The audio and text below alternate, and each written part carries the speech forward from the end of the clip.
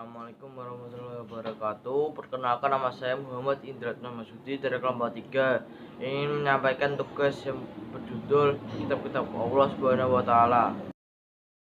Assalamualaikum warahmatullahi wabarakatuh. Perkenalkan, saya David Nurdara, absen 6. Yang pertama, Kitab Taurat.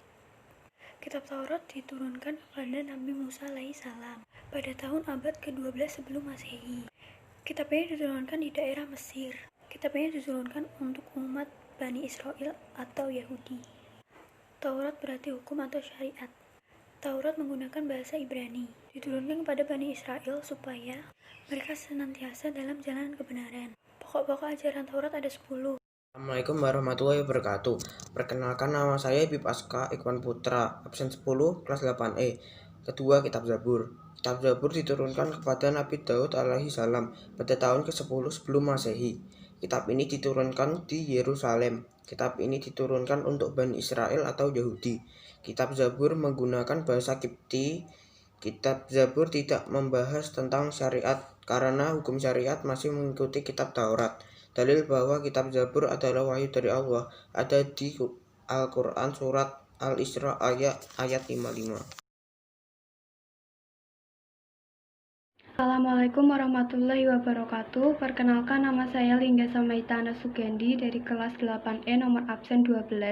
Di sini saya akan menerangkan kitab ketiga, yaitu kitab Injil. Kitab Injil diturunkan kepada Nabi Isa alaihi salam pada awal abad 21 Masehi.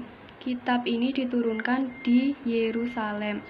Kitab Injil ini diturunkan untuk umat Nasrani. Kitab Injil ini menggunakan bahasa Suryani. Pokok-pokok ajaran Injil adalah menjelaskan bahwa kelak akan datang kembali Rasul setelah Nabi Isa alaihi salam, yaitu Nabi Muhammad sallallahu alaihi wasallam.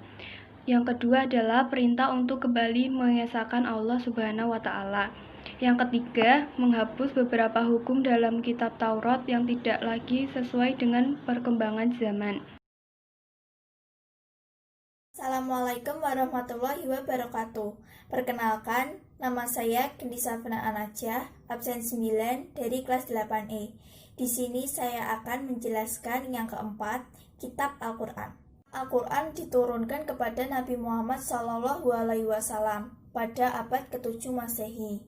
Kitab ini diturunkan di kota Mekah dan diturunkan untuk umat Islam. Kitab Al-Quran merupakan kitab terakhir yang diturunkan kepada Nabi dan Rasul yang terakhir. Kitab Al-Quran diturunkan sebagai penyempurna dari kitab-kitab sebelumnya. Pokok-pokok ajaran Al-Quran mencakup 5 aspek. Yang pertama, akidah. Yang kedua, akhlak. Yang ketiga, ibadah.